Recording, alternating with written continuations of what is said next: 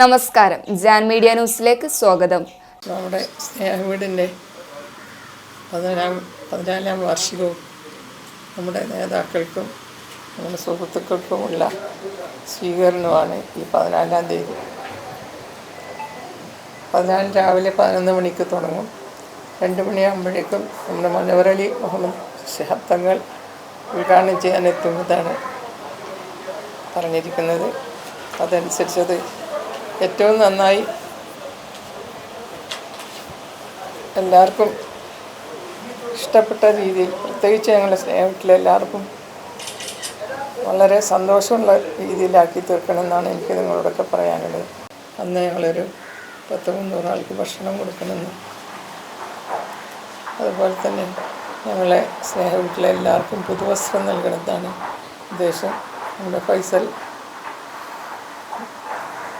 ജ്വല്ലറിൻ്റെ ഫൈസൽ ബാബു, കനക എന്ന് ഞാൻ പറയുന്നത് ഇപ്പം കനകയാണ്, അവരെ വകയാണ് ഇപ്പോഴത്തെ ഡ്രസ്സ്. അതൊക്കെ ഞങ്ങൾ റെഡിയാക്കി വെച്ചിട്ടുണ്ട്. നോമ്പിന് മുമ്പായിട്ട് ഞങ്ങൾ ഏതായാലും ഒരു പുതിയ വസ്ത്രം കൊടുക്കാറുണ്ട് എല്ലാ കൊല്ലം.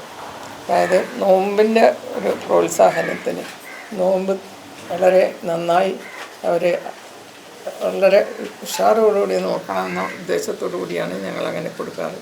ഞാൻ വളർത്തിക്കൊണ്ടുവന്ന കുറേ വനിതാ ലീഗിൻ്റെ ആൾക്കാരുണ്ട്. ഇന്ന് നമ്മുടെ സുൽത്താൻ ബത്തേരിയിലെ ഇപ്പോഴത്തെ ചെയർപേഴ്സൺ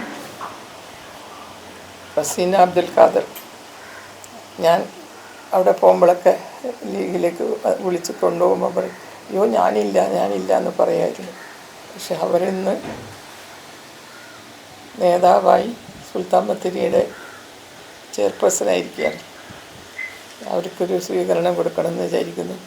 അതുപോലെ നമ്മൾ ജയന്തി നടരാജ്, ഇബ്രാഹിം രാജി ഇവിടെ നിന്നാണ്, ഈ വാർഡിൽ നിന്നാണ് ജയിച്ചത്. ഇബ്രാഹിം രാജിൻ്റെ ബാക്കി കാര്യങ്ങളൊക്കെ എന്നെക്കാൾ നിങ്ങൾക്ക് എല്ലാം അറിയാമല്ലോ, അതുകൊണ്ട് ഞാൻ കൂടുതൽ പറയുന്നില്ല. ഷരീഫ പണ്ട് എൻ്റെ അടുത്തൊരു സർട്ടിഫിക്കറ്റിന് വന്നതാണ്. എല്ലാം വർക്ക് ചെയ്തിട്ട് തന്നെയാണ്. ആദ്യം സ്റ്റേറ്റ് വനിതാ ലീഗ് ഫോം ചെയ്തപ്പോൾ 3 ജില്ലകളുണ്ടായിരുന്നുള്ളൂ. അപ്പോൾ ബാക്കി എന്നോട് ചെയ്യാൻ പറഞ്ഞു, ചെയ്തു. ഞങ്ങൾ ഇടുക്കിയിലും കാസർഗോഡും എല്ലാ സ്ഥലത്തും പോയി. ഞാനും സൽമ ടീച്ചർ, ഭരിച്ചുപോയ സൽമ ടീച്ചറും.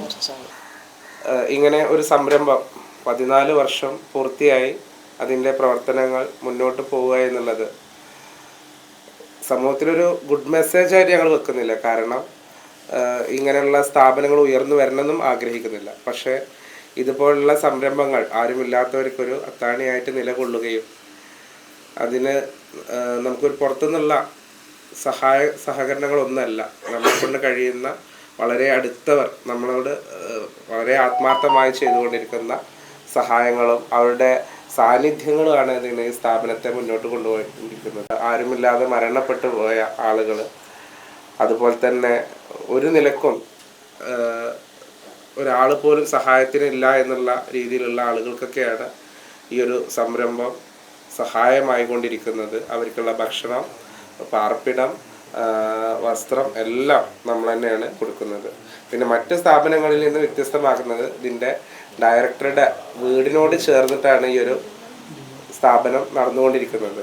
ഈ വീട്ടിൽ എന്താണ് ഇവർ ഭക്ഷണമായി കഴിക്കുന്നത് അത് തന്നെയാണ് ഞങ്ങളുടെ സ്നേഹങ്ങളിലെ കുടുംബാംഗങ്ങളും ഭക്ഷണമായി കഴിച്ചുകൊണ്ടിരിക്കുന്നത്.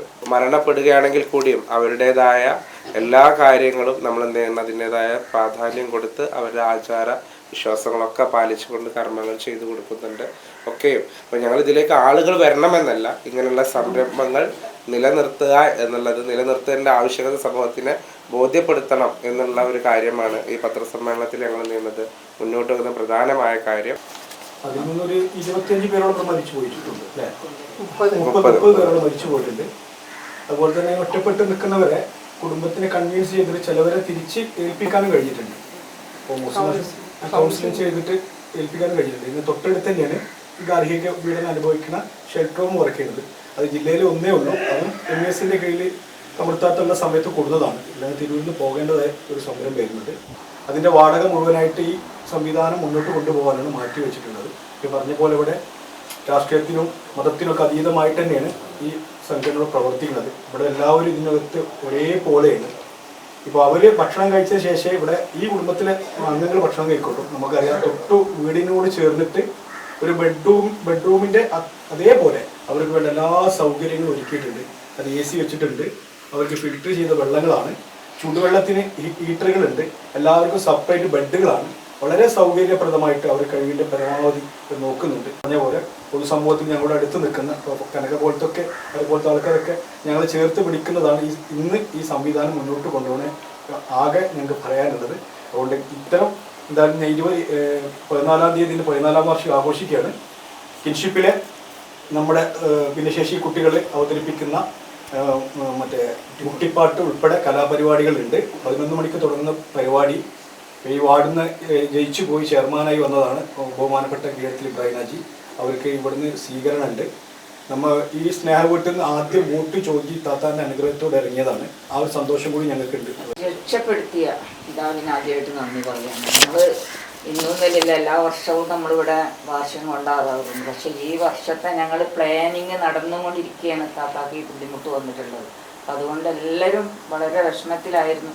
അപ്പോൾ ഇത് അവർ അവിടെ കിടക്കുകയാണെങ്കിൽ ഐശ്വര്യന്ന് പോലും ഇത് നടത്തണം എന്ന് ഇങ്ങനെ റിപ്പീറ്റ് അടിച്ച് ചെയ്തത് കൊണ്ട് മാത്രമാണ് ഈ പ്രാവശ്യം എങ്ങനെയെങ്കിലും നമ്മൾ ഒരു രീതിയിലേക്ക് എത്തിയതിന് വളരെ സ്തുതി. അള്ളാഹ് ആദ്യമായിട്ട് സ്തുതിക്കുകയാണ്. നമ്മൾക്ക് അതിനൊരവസരം തന്ന അള്ളാഹുവാണ്. ഇത്രയും വിഷമത്തിലായിരുന്നു എല്ലാവരും. അപ്പം നമ്മളിപ്പോൾ ഇത്രയും കാലങ്ങളായിട്ട് സ്നേഹവീട് കൊണ്ട് നടക്കുന്നതിൽ ഇപ്പോൾ ഇവിടെ പറഞ്ഞ ഇത്രയും കാര്യങ്ങളെല്ലാം ഭംഗിയായിട്ടാണ് നടക്കുന്നത്. നമ്മളൊരു വിഷമങ്ങളോ അവർക്കൊരു ഭക്ഷണത്തിനോ ഒരു നേരത്തിനോ ഞങ്ങളിങ്ങനെ ആലോചനിക്കുമ്പോഴേക്കും നമുക്ക് അതിനുള്ള ആളിവിടെ എത്തുന്ന സംഗതി ഇവിടെ നടക്കുന്നു.